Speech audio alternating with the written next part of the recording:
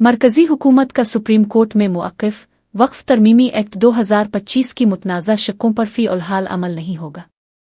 मरकज़ी हुकूमत ने जुमेरात को सुप्रीम कोर्ट में मुअक्किफ इख्तियार किया कि वक्फ तरमीमी एक्ट 2025 की चंद मुतनाज़ा शकों, जिनमें गैर मुस्लिम अफराद को सेंट्रल वक्फ कौंसिल और वक्फ बोर्ड्स में शामिल करने और अदालतों की जानिब से वक्फ करार दी गई जायदादों को डी नोटिफाई करने से मुताल्लिक दफ़ात शामिल है, पर फ़ी-उल-हाल कोई अमल दरामद नहीं किया जाएगा।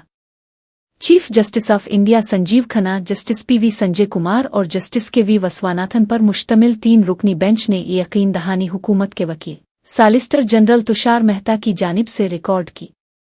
अदालती हुक्म में कहा गया।